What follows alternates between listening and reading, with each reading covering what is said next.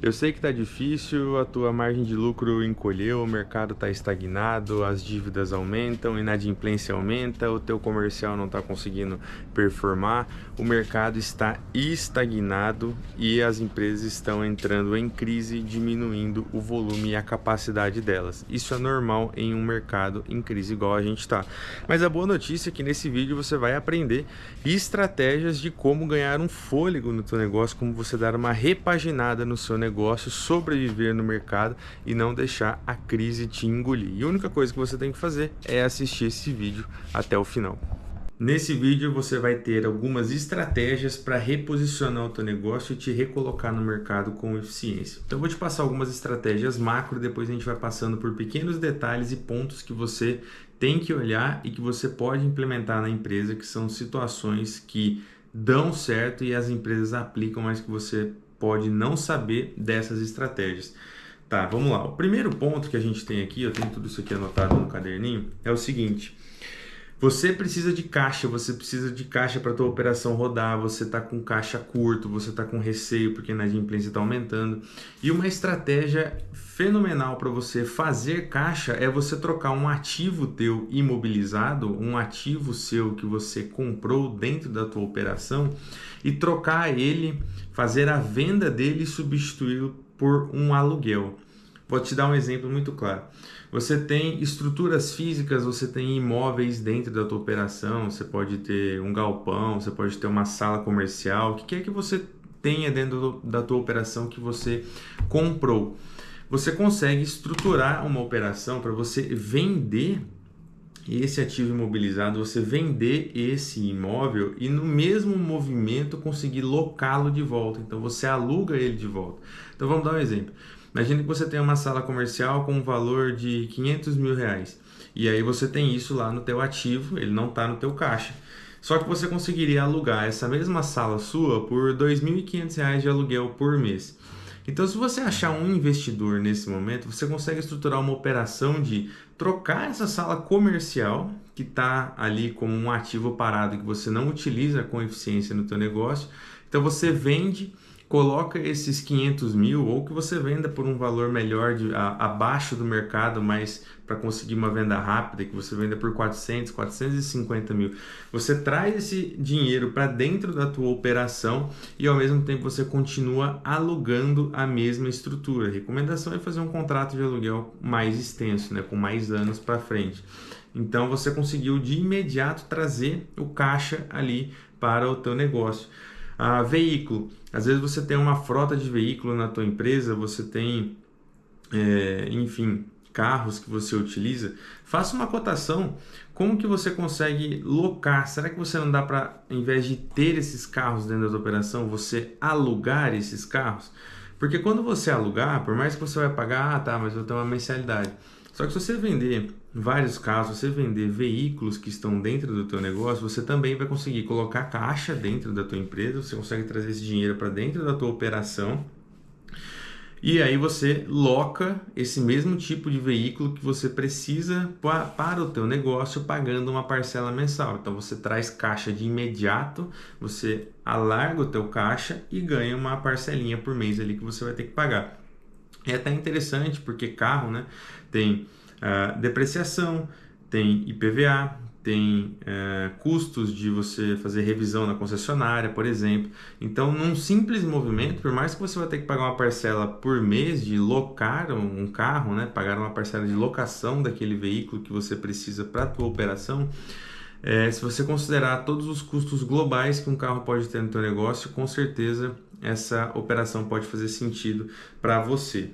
Segundo ponto, você tem que entrar para dentro do comercial do teu negócio. Por que não está vendendo? Por que não está fechando novos contratos? Por que o produto não está vendendo? Por que diminuiu as vendas? Aí você vai entender melhor com os teus vendedores, com a equipe comercial da tua empresa. O que é? Qual que é a desculpa? Quais são as principais objeções? O porquê que as vendas diminuíram? O que os clientes estão alegando? Quais são as atitudes que o comercial está deixando de tomar?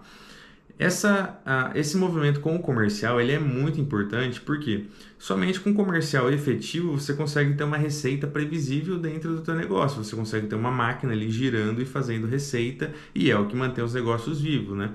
Vendas têm um peso extremamente importante nos negócios, porque somente você vendendo que você consegue ter o faturamento e a tua empresa gira.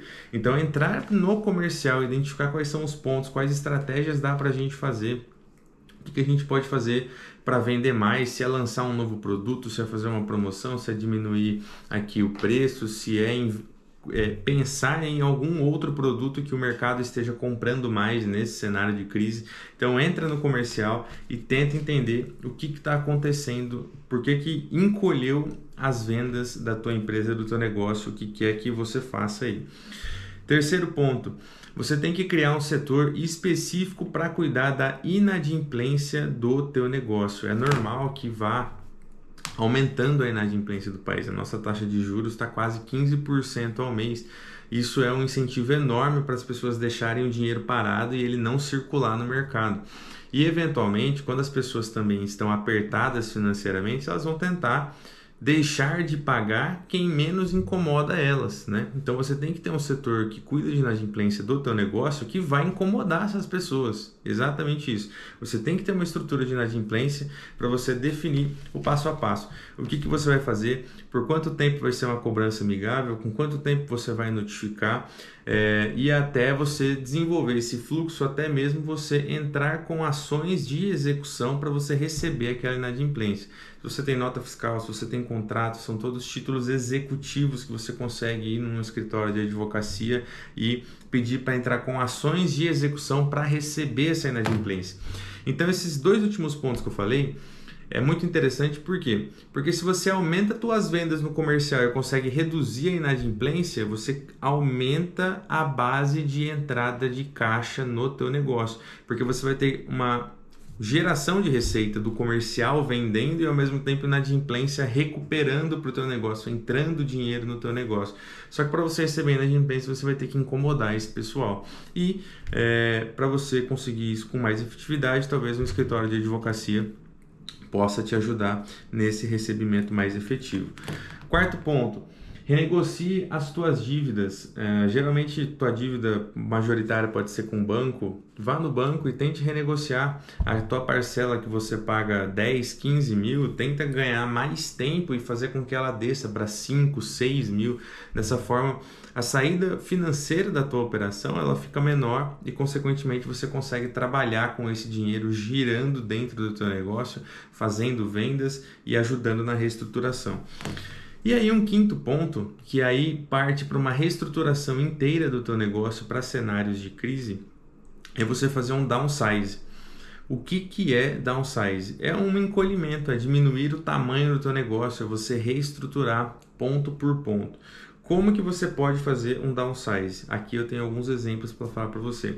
Primeiro ponto, você vai ter que fazer uma visita geral em todos os departamentos, em todo mundo que trabalha na tua empresa, conversar individualmente com pessoas estratégicas para você identificar quais são os pontos de ineficiência dentro da tua operação. Então você vai ponto por ponto, vai entender as dificuldades de cada um pode falar para você o que está mais difícil de ser executado e você pode averiguar se de fato aquilo faz sentido ou não faz sentido, e aí você vai mapear e vai falar assim, isso aqui está equivocado dentro do meu negócio. Primeiro ponto, né? Aí quando você identifica isso, você tem que entender se o teu principal objetivo é redução de custos ou uma reestruturação, uma repaginação do teu negócio, porque você definindo isso vai guiar muitos próximos passos que eu vou falar aqui. Terceiro ponto, você vai avaliar a tua estrutura, os teus cargos, a tua hierarquia, os seus departamentos e vai ver o que dá para você simplificar, o que dá para você deixar mais fácil dentro da operação, o que dá para você deixar mais compreensível, qual é a equipe que você precisa ter, a menor equipe possível para que o teu negócio continue rodando com eficiência. Então você tem que olhar setor por setor, ver quais cargos dá para diminuir, quais departamentos não precisa ter ou quais departamentos conseguem funcionar com um número menor de pessoas ou um número menor de recursos. Esse é o terceiro ponto que você vai fazer na tua análise de downsize. Quarto ponto, depois que você identificou isso, é interessante sim você dar uma olhada em cargos ineficientes, pessoas ineficientes ou departamentos que estão rodando com mais pessoas do que o necessário, de fato, desligá-las. Ah, mas como é que eu vou demitir pessoas? Eu acho muito ruim demitir pessoas. Pois é, pessoal, infelizmente, assim, quando a gente abre uma empresa, a gente não abre para fazer atividade beneficente, né? A gente abre, o objetivo da empresa é gerar lucro. E se você tem que tomar decisões de demitir e desligar pessoas, você tem que tomar essas decisões. Infelizmente, negócios não são feitos para a gente ser amigo das pessoas, eles têm que fazer dar dinheiro. Porque se você for o bonzinho que vai mantendo pessoas porque elas são legais ou porque elas estão coitadas ou coisas nesse sentido, uma hora você vai pagar essa conta, uma hora o teu negócio vai fechar, uma hora a tua operação vai ficar insustentável. Então, melhor que você identifique isso com antecedência e faça esses movimentos com antecedência. Quinto ponto, terceirização de serviços que não são tão essenciais para a tua operação. Ao invés de você trazer pessoas para dentro do teu negócio, que não fazem atividade fim da tua empresa, e aí você registra essas pessoas e você contrata essas pessoas dentro da tua operação, isso com o passar do tempo pode gerar um passivo maior do que você terceirizar serviços dentro do teu negócio. Então, se o teu negócio tiver uma necessidade de ter manutenção, serviços de limpeza, se o seu negócio estiver precisando de motorista, não sei, o que você precisar, tente ir, que não for a atividade fim da sua empresa, tente você contratar serviços terceirizados para fazer isso. Dessa forma você vai ter um contrato de prestação de serviço dentro da tua empresa. Dependendo do teu regime tributário, isso pode até diminuir a tua tributação e eventualmente, se você precisar trocar alguma coisa, você ganha uma proteção maior de responsabilidade para o teu negócio, né? Responsabilidade trabalhista, diminui a tua responsabilização porque você está contratando uma empresa para fazer isso e a responsabilidade é dela, e também eventual rescisão ou demissão não pesa tanto no que você tem que pagar para pessoas no caso de desligamento. Então terceirize aquilo que você possa terceirizar dentro da tua operação. Invista, depois que você pensou nisso, né? Já enxugou boa parte da tua operação, invista em tecnologia. Pessoal, a gente está na era da inteligência artificial. Estamos na era da inteligência artificial. Inteligência artificial hoje consegue fazer trabalhos fenomenais. Então invista em tecnologia, invista em inteligência artificial no teu negócio. Eu tenho certeza que tem algumas pessoas dentro da tua operação recebendo muito dinheiro para fazer algo que hoje a inteligência artificial pode fazer.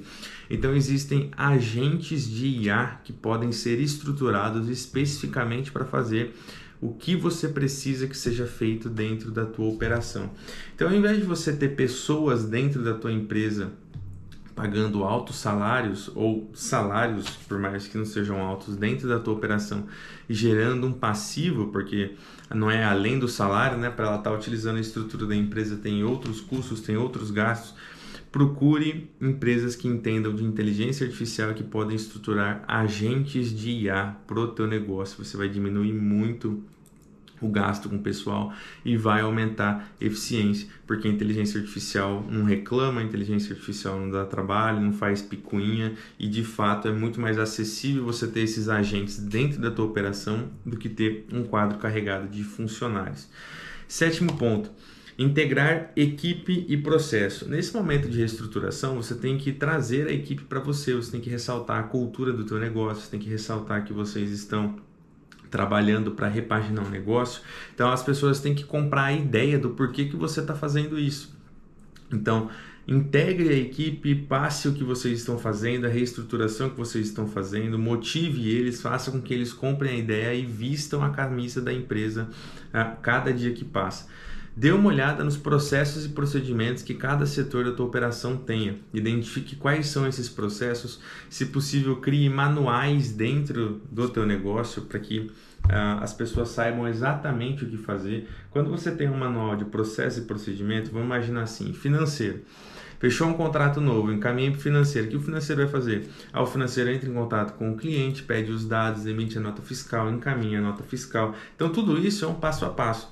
Transforma isso num manual, coloca dentro do setor do financeiro para que, se você precisar trocar alguém de posição, se você precisar contratar gente nova para o teu financeiro, você já tem um manual da operação, a pessoa só vai sentar ali, ver o manual e aquilo vai servir de auxílio para ela. Então, integre as equipes e reforce os processos e procedimentos de cada área.